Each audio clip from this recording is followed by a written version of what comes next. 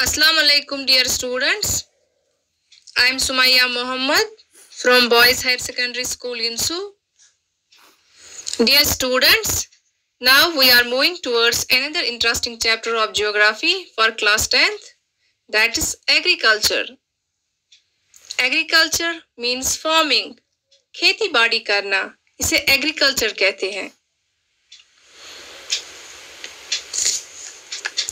Let me define it. Agriculture is the science or practice of cultivating the soil, producing crops and raising animals. That's agriculture. Dear students, अगर हम बात करेंगे अपनी कश्मीर की, that it's an agrarian territory. यहाँ पे 80% population engage है in agricultural practices. Here we grow different grains, food grains like rice, maize, pulses. इसी तरह से हमारी country India it's also an agrarian country where 2/3 population is engaged in agriculture. Dear students, we all are aware of the fact that we are directly or indirectly connected to agricultural sector.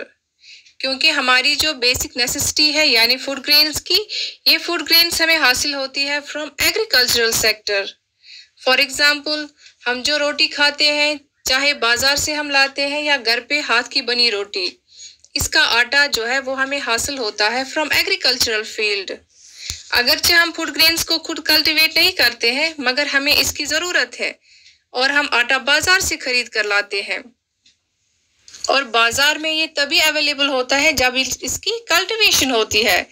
This way we can say that we are indirectly connected to agriculture. We are dependent on agricultural sector. Another example about our dependence on agricultural sector is that कि हमारी जो industries है वो भी products बना लेंगे तब जब उनके पास raw material होगा, और वो raw material आता है from agricultural sector. For example, जो cotton के clothes कपड़े हम पहनते हैं, इनको बनाने के लिए factories या industries को cotton का raw material चाहिए, जो कि किससे हासिल होगा इन्हें? From agricultural sector. जब कॉटन प्लांट्स की कल्टीवेशन होगी तभी इन फैक्ट्रीज और इंडस्ट्रीज को रॉ मटेरियल मिलेगा कॉटन का, और वो ऑपरेट करेंगे, और जब रॉ मटेरियल्स मिलेगा तो वो कॉटन के कपड़े बना लेंगे. इससे आपको समझ आ गया होगा that we are dependent on agricultural sector. Industries can operate only when there are availability of raw materials.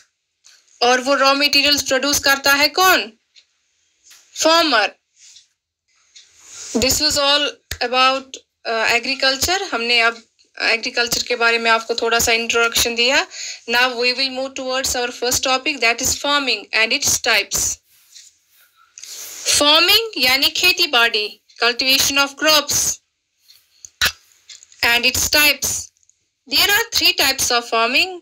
First one is primitive subsistence farming, second one is intensive subsistence farming and third one is commercial farming. सबसे पहले हम पढ़ेंगे primitive subsistence farming. Primitive मतलब पुराना. That means in this farming primitive methods are used, primitive tools are used. इस farming में पुराने agricultural tools का इस्तेमाल किया जाता है. हम जो फार्मिंग करते हैं अपने घरों में अपने लिए, वो भी हम इन्हीं प्रिमिटिव टूल्स से की मदद से करते हैं. लाइक हमारे पास है प्रिमिटिव टूल एक्स, जिसे हम तबर कहते हैं कश्मीरी में. इसी तरह से हमारे पास है स्पेड यानी कि बेल, और प्लो अल्बंग जिसे हम कश्मीरी में कहते हैं. ये सब प्रिमिटिव टूल्स हम इस्तेमाल करते हैं इन प्रिमिटिव सबसिस्टेंस फार्मिंग. इस फार्मिंग में ना ही केमिकल फर्टिलाइजर्स का इस्तेमाल किया जाता है यानी खाद का, और ना ही हाई वैरायटी सीड्स का. इसमें नेचुरल फर्टिलाइजर्स यूज किए जाते हैं, लाइक गोबर का इस्तेमाल किया जाता है एज ए फर्टिलाइजर. इसी तरह से राख का इस्तेमाल किया जाता है एज ए फर्टिलाइजर. इस फार्मिंग में पिछले साल जो कल्टीवेशन की जाती है उससे सीड्स भी हासिल करते हैं, और वही सीड्स इस्तेमाल किए जाते हैं for next year. For example, ये है यहाँ पे पम्पकिन सीड्स, जो कि मैंने पिछले साल पम्पकिन से निकाल के रखे हैं ताकि मैं इसको नेक्स्ट ईयर भी यूज कर सकूं. और इस साल भी मैंने इसी सीड का यूज किया।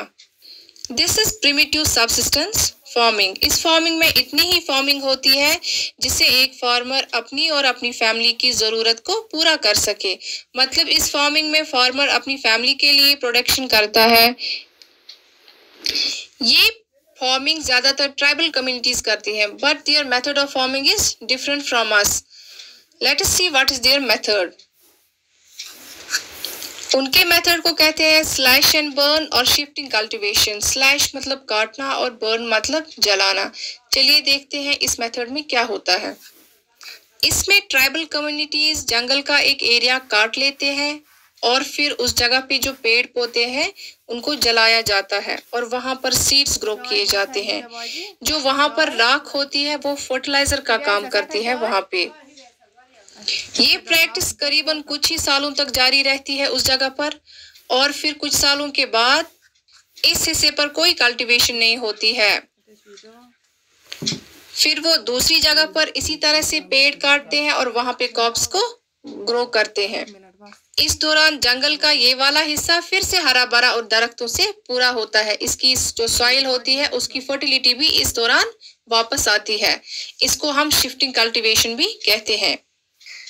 तो ये तो था प्रिमिटिव सबसिस्टेंस फार्मिंग। नाउ हम देखेंगे सेकंड टाइप ऑफ फार्मिंग कौन सी है।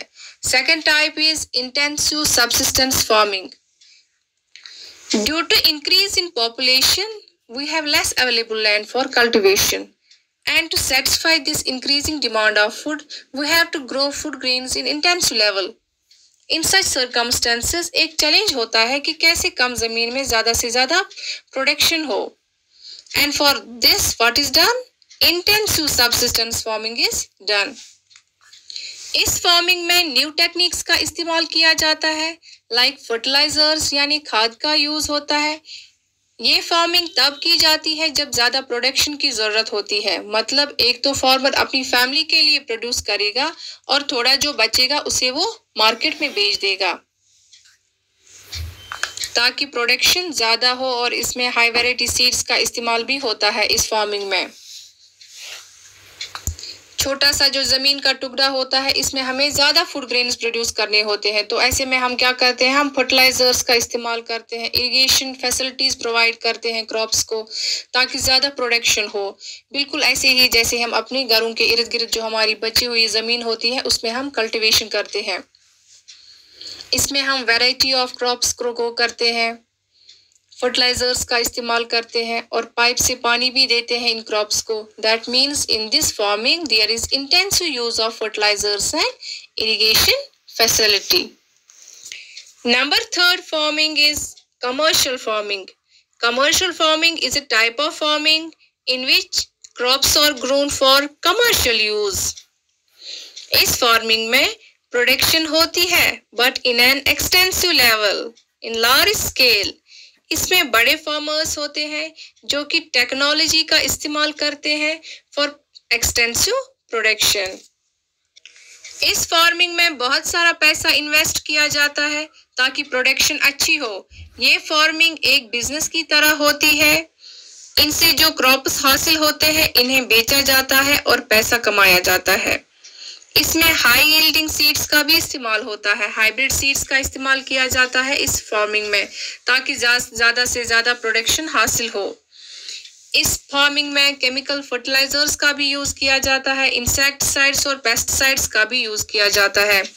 केमिकल्स का यूज किया जाता है ताकि क्रॉप्स को डैमेज होने से बचाया जा सके और फर्टिलाइजर्स का यूज इसलिए करते हैं ताकि जमीन की फर्टिलिटी बढ़ जाए और प्रोडक्शन भी उससे ज्यादा मिले हमें। इंसेक्टिसाइड्स की स्प्रे करते हैं ताकि क्रॉप्स को इंसेक्ट से बचाए और पेस्टिसाइड्स भी स्प्रे करते हैं ताकि सारे पेस्ट्स खत्म हो जाए। Another important point is that commercial farming varies from place to place. For example, Punjab की फार्मिंग डिफरेंट होगी देन कश्मीर। कश्मीर का जो फ्रूट है एप्पल, वो यहाँ का कमर्शियल फ्रूट है। इसके लिए यहाँ का क्लाइमेट सूटेबल है। यहाँ पे हम मैंगोज, बनानाज, ऑरेंज को ग्रो नहीं कर सकते हैं क्योंकि इनके लिए यहाँ का क्लाइमेट सूटेबल नहीं है। इसी तरह से पंजाब में एप्पल्स को ग्रो नहीं कर सकते क्योंकि एप्पल्स के लिए वहाँ का जो क्लाइमेट है that's not suitable for the production of Apple. This way we can say that commercialization varies from place to place, or we can say commercial farming varies from one place to another place. In commercial farming, single crop is grown on a large area. इस farming में बड़े बड़े खेत होते हैं जिनमें एक ही किस्म का क्रॉप ग्रो किया जाता है। फॉर एग्जाम्पल एक बड़ा सा खेत होता है, उसमें वीट की कल्टीवेशन होती है। इसी तरह से दूसरा बड़ा सा खेत होता है जिसमें सिर्फ राइस की कल्टीवेशन होती है, टी प्लांट्स की कल्टीवेशन होती है। इसी तरह से बहुत बड़े खेत में कॉटन प्लांट्स की कल्टीवेशन होती है। ये होता है कमर्शियल फार्मिंग में। इसी फार्मिंग से रॉ मटेरियल्स हासिल होते हैं इंडस्ट्रियल सेक्टर को। That way we can say commercial farming is interconnected with industrial sector. तो ये तो था कमर्शियल फार्मिंग। इसी के साथ हमारा आज का जो टॉपिक है वो यहीं पे खत्म होता है। तो डियर स्टूडेंट्स, आपने आज देखा कि एग्रीकल्चर किसे कहते हैं। एग्रीकल्चर के बारे में मैंने आपको ब्रीफ इंट्रोडक्शन दिया। उसके बाद हमने देखा कि फार्मिंग और इसके टाइप्स क्या है। 3 टाइप्स है फार्मिंग के और वो भी हमने इन डिटेल डिस्कस किए। That was all for today. Thanks and Allah Hafiz.